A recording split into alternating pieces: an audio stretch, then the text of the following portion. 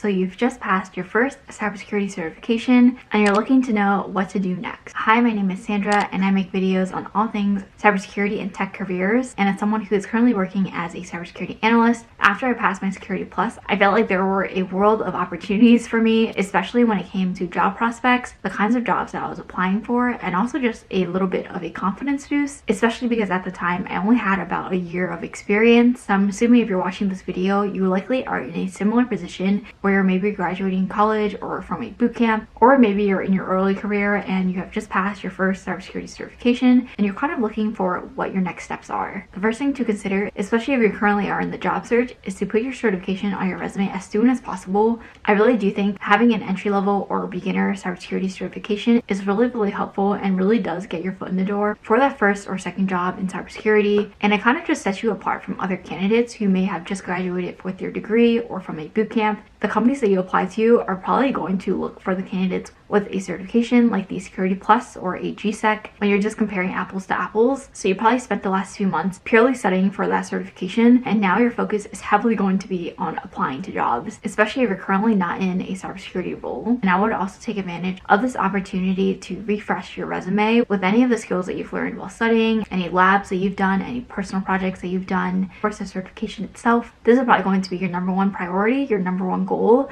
after passing that certification. And now specifically talking about niching down on your skills. So I will say that many of these cybersecurity certifications for beginners are typically going to be very broad. They're going to teach you general cybersecurity concepts. You're going to learn a far range of things from cryptography to identity and access management, to incident response, to network security. There's just a very broad range of what you're going to learn in those certification exams, and that's the material that you've been studying months for. But now the focus is really going to be on niching down your skills a little bit to help you get your foot in the door for that first job in cybersecurity. For example, the skills for a junior pen tester is going to look very different from the skills for a SOC analyst. And this is where you have to think about what exact roles that you would like to apply for in cybersecurity. I kind of like to break these down into 3 different categories, and that is blue team, red team, and auditing and compliance. So personally, I think all 3 of these areas are very interesting, and I have had some experience at least working in each of them. And if you are interested in something like that, then I would definitely recommend joining a cybersecurity rotation program when you're just getting started. This was what I did when I graduated college, and I joined a 2-year cybersecurity entry-level rotation program, and I was able to switch teams every year, so that in those 2.5 years I worked at my previous company, I was able to work on 3 different teams. And honestly, I learned so much, and I really think that it gave me a really good grasp on the type of work that you like to do in cybersecurity. So I definitely think that rotational programs are good options if you're someone who is interested in looking around and doing some exploration on the types of roles that you could enjoy. But if you're someone who already kind of has an idea that maybe you want to go into blue team, then I would Google specifically SOC analyst roles or security analyst roles on Google Jobs or Indeed or Monster.com or any other site that you prefer to apply to jobs, even on specific company websites, and taking a look at the job listings with the same roles and titles that you're interested in, and seeing the types of prerequisites and skills and requirements that they're looking for in their candidate. This is kind of how I do a general scoping of what I should be learning if I want to become a digital forensics analyst or a security analyst or a junior pen tester. It's really helpful to see what other companies are looking for in terms of skills and the tools that you're using, the skills that you have. Do they need to know coding? What kinds of certifications are they looking for in their candidates? This is all really juicy information that you can get directly by just looking at a few job listings online. And usually they have the freshest information because most job listings are less than a few months old, most likely. So I think that's a great place to start to kind of consider if I see multiple job listings asking for the same skill of using some tool or app, then I'm going to go out and do some research on it, learn it, and then be able to maybe take a course on it or do a program on it, maybe use it for a personal project, and then be able to put that on my resume for future employers to be able to see and also to be able to talk about in future interviews. And now specifically for interviews, obviously interview prep is going to be a huge part of the next few months if you're actively on the job market. And personally, when it comes to studying for interviews as a entry-level cybersecurity person,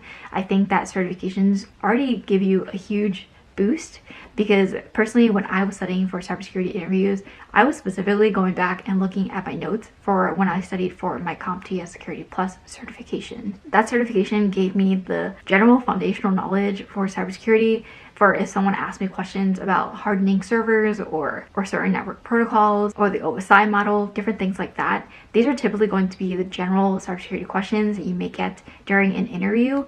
And I do think that for entry-level cybersecurity roles, the questions are definitely very broad ranging, just like your cybersecurity certifications, which is a good thing because you kind of already prepared for them in advance by studying for that certification. But the interviewers typically won't expect you to go very in-depth in those areas because if you're just getting started, you likely don't have that hands-on experience yet. So it's better to know a little bit about a lot, at least as a beginner, compared to a lot about one specific area. Unless you know that you're definitely going to go into that area and you're focusing on it, then of course that's a win-win. I do have a video on interview prep for cybersecurity and how I personally prepare for my cybersecurity interviews, and I'll link that down in the description. I definitely go way more in depth in that video. But one of the things I talk about is specifically cybersecurity design questions where someone may ask you a very open-ended question on how to secure a server or how to secure a web application or some kind of scenario along the lines of that. And it's very open-ended, so you basically have free range of what you want to talk about, and that also gives the interviewer an idea of how in-depth that you can go in certain areas and whether or not you're aware of certain cybersecurity concepts more than others. So I would definitely do a lot of interview preparation using those cybersecurity scenarios. There's a lot of them online that you can find to practice on. And I also have my own cybersecurity interview prep guide linked as one of my digital career resources in my description. And I do have a course on how to get your first cybersecurity job where I go over all the steps that I personally took to get my first job in cybersecurity as well as my current job, and hopefully that can be a helpful resource to anyone who is currently on the job market, and that is linked in my description below. And of course, another important thing is conferences and career fairs. So if you're in school, career fairs are definitely more easily in reach, but personally I think that conferences are one of the best areas, are definitely one of the best ways to go when it comes to applying for jobs, networking, being able to find a mentor, just talking to other companies that are hiring cybersecurity professionals. I'm a huge advocate for the Grace Hopper Conference, which is a conference I've been to for the past 6 years. And I started going in college when I was just a student, and that was where I got my first internship opportunity, my first full-time cybersecurity job after I graduated college. Many conferences have talks and panels, but they also may have career fairs, especially the ones that are focused on early career or students or bringing more diverse groups into tech. So I would definitely recommend looking at the conferences that are coming up. And I know tickets for conferences are typically pretty pricey. I believe for Grace Hopper, the tickets are up to $1,000 now. For students, it's probably a lot cheaper, but tickets are definitely going to be on the pricey side. But I think one benefit is the fact that you get to interface face-to-face with a recruiter from a company standing at a booth, rather than submitting an application online without the recruiter really knowing that much about you or your background outside of your resume. So it's definitely a lot easier to show your face in front of a person, hand them your resume, talk to them about your experience, talk to them about what you're interested in, and seeing if they have any jobs that match your description of what you're looking for. So I definitely recommend going to conferences, even if they may cost a pretty penny upfront. Many conferences also do in-person interviews. They have career booths. Some conferences, like the Grace Hopper Conference, also gives job offers on the spot or during the conference itself. So you can literally go into the conference without a job and leave with a job offer or multiple job offers in hand. And of course, another part of that is just overall networking. Even if you don't necessarily find a job during that time, you may get the contacts of recruiters or people that you may want to be a mentee of, or potential mentors, or maybe someone who is currently working in a role that you would like to work in, to be able to get their contact information and stay connected. It's just way more easier to network at a conference because people are typically there to network and meet people. And when you're in that environment, it definitely is a lot easier than trying to connect with someone on LinkedIn and start a conversation when you don't know that person or don't have any mutual connections with them. Alright, so hopefully this was helpful for anyone who is currently looking for their next steps after passing their first certification in cybersecurity. I'm sure there are many other things that you can do, and if you guys have any suggestions for the community, feel free to drop them in the comments below. And of course, we do have a Discord channel if you guys would like to meet like-minded people like yourself who are also entry-level or early career cybersecurity professionals. Everything is linked in the description below. Thank you guys so much for watching. If you like this video, please give it a thumbs up, like, and subscribe, and turn on post notifications. I post videos every Wednesdays and Sundays at 12 p.m. And hopefully I'll see you guys in my next video. Bye!